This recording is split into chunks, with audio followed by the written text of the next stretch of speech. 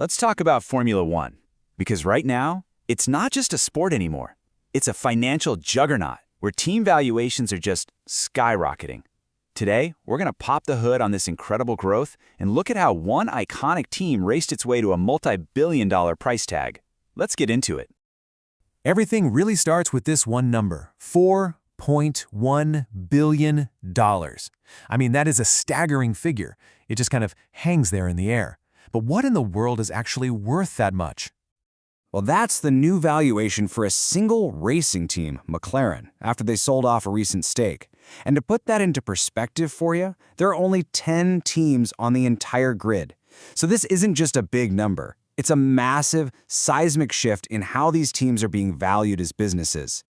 And here's the guy right in the center of it all, McLaren Racing CEO Zak Brown. His take is pretty simple. These valuations continue to just fly. In fact, he actually points out that this new number is double what it was the last time he even talked about it in public. I mean, that kind of meteoric rise just makes you wonder, how did this even happen?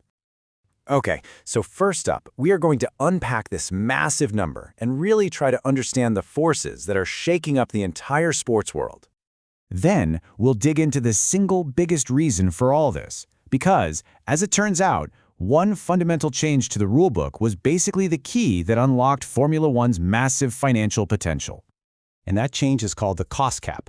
Now, before this thing came along, teams could spend astronomical, basically unlimited amounts of money just trying to get an edge. The cost cap put a hard limit on all that spending, and it fundamentally changed the entire economics of the sport. And this had two immediate, really powerful effects. First, it totally transformed the financial model for the teams. As Zak Brown points out, when you have predictable spending limits, teams are no longer just these bottomless money pits. They can actually become profitable, sustainable franchises. And that is a kind of stability that investors absolutely love. And second, by leveling out the spending, it made the racing itself so much more competitive and unpredictable. So better business, better product, a real win-win. So when you make those changes, what happens? Well, it leads to an absolute explosion in popularity. The sport didn't just grow, it seriously caught fire. And this quote from Zak Brown just captures the moment perfectly. The sport is on fire. This isn't just some dry business success story. It's become a full-blown cultural phenomenon. And believe me, the numbers back it up. The evidence is just everywhere. Fan growth is surging into the hundreds of millions. The world's biggest brands, we're talking Google, MasterCard, they're now major sponsors, which is something we just haven't seen before at this scale. And this right here brilliantly illustrates the demand. You've got promoters lining up, with 30 cities wanting a Grand Prix, but only 24 slots available on the calendar. That's just wild. So this incredible growth, of course, leads to the one big question that everybody is asking about the future of Formula One. After a rise this fast, this steep, are we looking at a bubble that's about to pop? Or is this just the new normal?